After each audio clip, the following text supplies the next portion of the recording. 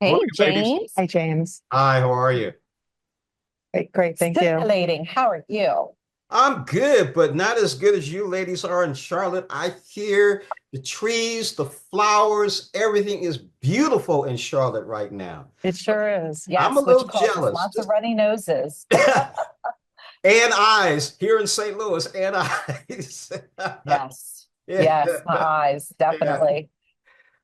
Primary immunodeficiencies are rare and chronic conditions that disrupt the body's immune system in different ways, from properly functioning to missing pieces completely. Now, as World Primary Immunodeficiency, if I'm saying it right, Doctor, Week approaches, Laurel Sherwin, a senior immunology clinical nurse educator with Octapharma, and Susan Scarbro, a patient living with PI, are working to raise awareness about the millions among us living at greater risk of severe infection and tell us how one simple act can help those with PI fight for their lives. And they're joining us from Charlotte. Good morning, ladies. How are you? Good morning. Good morning. Wonderful. Susan, tell us a little bit about your story. You received treatment for multiple conditions. What does it feel like for your body to always be under attack? Doesn't feel great. I can tell you that. It's like a roller coaster. It took me a long time to be diagnosed, and that's not unusual. On average, it takes over 10 years to be diagnosed with a primary immune deficiency. And primary immune deficiency, or PI, is basically when your body cells don't make enough of antibodies. So there's no defense against sickness or illness, whether it's bacterial or viral or fungal. And so you get sick a lot. And that getting sick a lot, obviously, is a roller coaster in of itself. But there's lots of other diagnoses that usually happen with primary immune deficiency as well. So you take a lot of medicine, you do a lot of treatments. Sometimes they work, sometimes they don't. But the one thing that has been wonderful for me is the immunoglobulin that is derived from human plasma. It can't be human made, it has to be donated by humans. And that gives me the antibodies that I need to be able to be outside the house and not be in a hospital and to be able to live life like a normal person. So I'm kind of like a car. I gas up and I fill up with antibodies and then I run low and I need to gas up again. But through those donations, I'm able to actually live my life again. Pretty healthy. Laurel, how did you discover your own health struggles while helping patients? So similar to Susan, I had a kind of a prolonged period of time of being sick and having really complex infections and inflammation as well. And the doctors did not have a root cause to any of it, but it was really depleting my life, and I could barely work actually at that time. I was director of operations, and we provided nurses to patients' homes to give the IVIG. And through review of their clinical records, I realized that my symptoms and my presentation was similar to some of theirs. So I was able to get a really good immunologist, and got the workup and was indeed diagnosed 13 years into it, but diagnosed with primary immune deficiency and received the IVIG, which completely changed my life. Now, can you tell us a little bit about the plasma donation process? Sure. So if somebody's interested in donating plasma, you would be required to have a photo ID, a known address, social security card. The first visit is approximately 2 hours. I would say it's pretty in-depth health questionnaire, as well as a physical exam and so forth, to make sure that the donor themselves are healthy to give that plasma.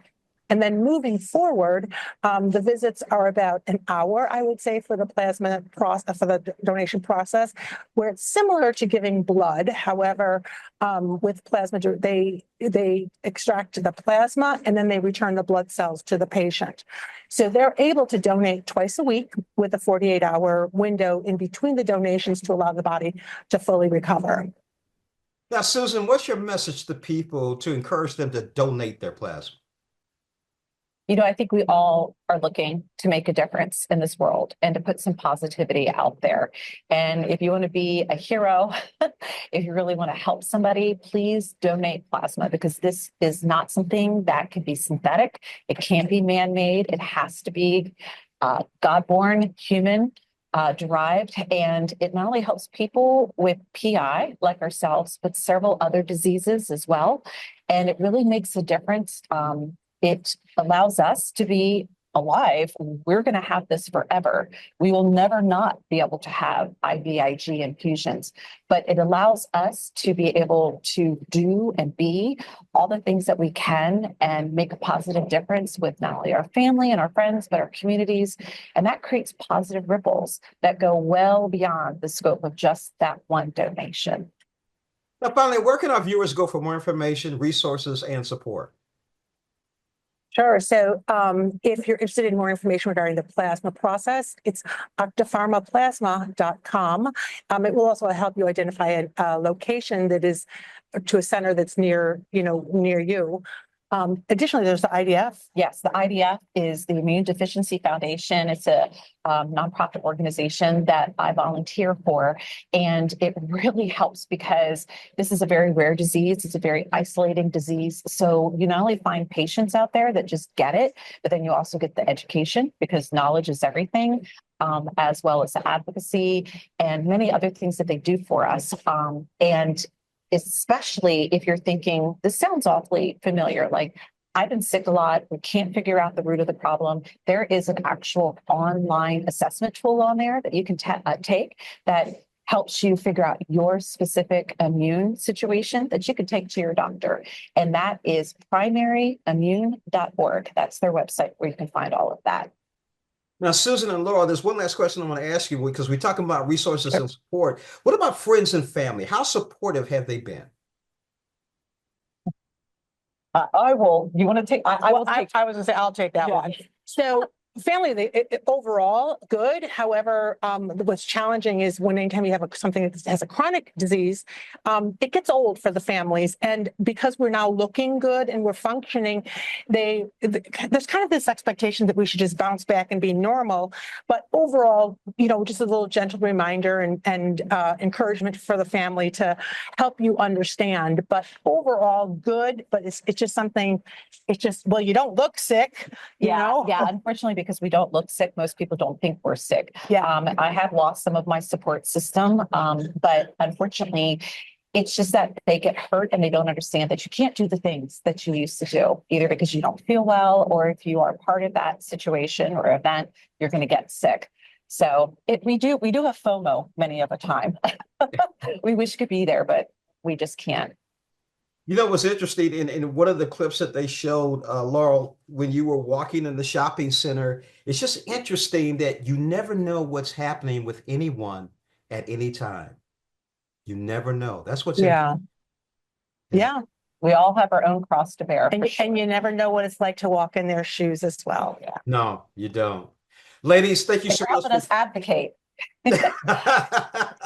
Ladies, thank you again for joining us in Morning Blend. And I'm a little jealous because you're in Charlotte and I know it's beautiful right now this time of year, even with the allergies, but it's still beautiful.